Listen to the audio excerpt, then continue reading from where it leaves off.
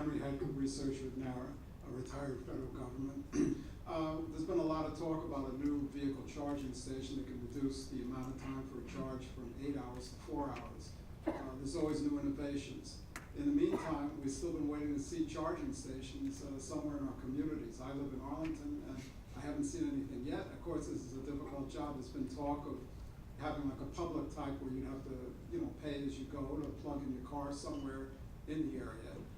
The other alternative is to clearly have it at home. It would have to be up to the individual homeowner if they're going to order one of these plug-in vehicles.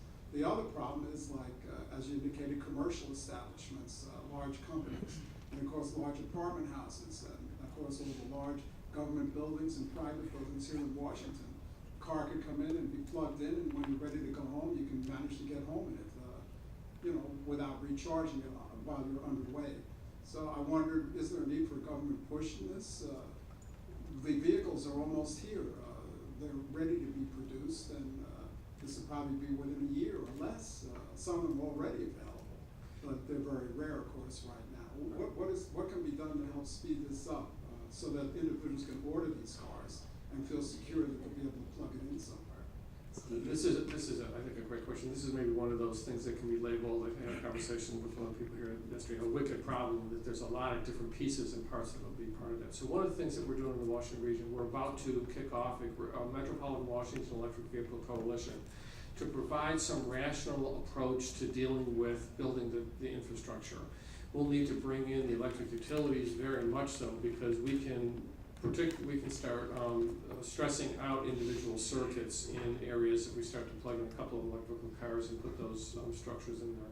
We think about 80% of the recharging will happen at people's homes, though, and so the electrical infrastructure will need to be able to address that.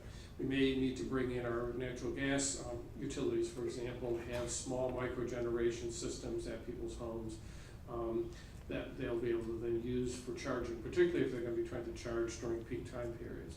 We'll have to look at the policies and how our local governments are expecting in new buildings being built to build the capabilities to be able to put recharging stations in public garages or in apartment building garages, so that we're not having the extra expense 5 years from now of trying to retrofit these into the system. So we need to be thinking ahead.